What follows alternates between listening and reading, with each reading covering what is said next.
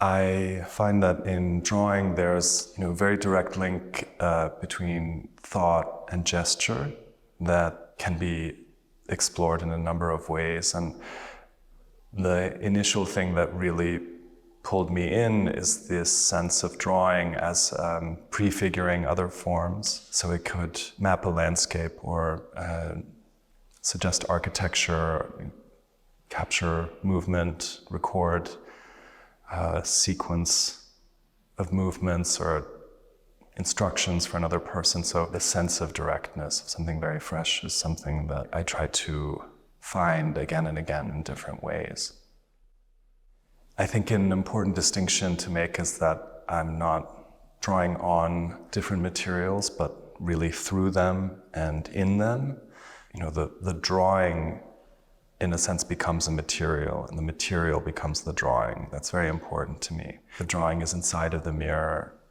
It's inscribed in the clay. It's almost in the fibers of the fabric. I think that comes from questions about the plane itself. I think of something like the blank page of Mallarmé and how to translate that into other materialities in which sense exists. The figure of the viewer as someone who moves through the space of the exhibition very much determines how I make my work. I'm always thinking of that figure who could also be, myself as the viewer. With the mirrored works, they kind of manifest the field of vision as layered, full of interferences, highly complex, really the opposite of a passive viewing experience. And I think a lot can happen there. Depends also on how they live in the environment. Some of them are placed in such a way that you don't immediately see or have to confront your reflection, but it does something to the architecture that's maybe more cinematic. In ceramic, I've now, for the past 10 years, worked in a number of ways. I started in a way that was more related to questions of painting. There's a built-in distance in the process where you don't fully understand what you're applying to the clay before it's fired, before it's developed in a way.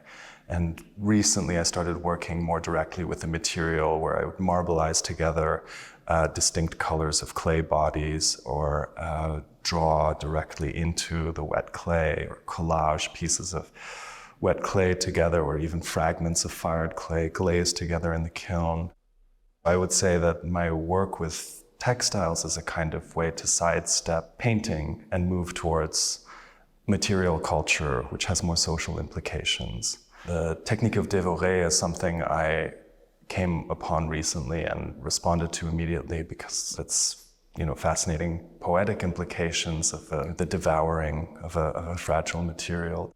I think in this exhibition, more than in others, a question that's really important to me and that's behind all of the work becomes apparent, which is really, where does the image exist? How does it materially sit on the surface or behind the surface? How is it suspended? It starts to dematerialize and I think become a question also for the viewer, who carries the image or carries other images that combine with these.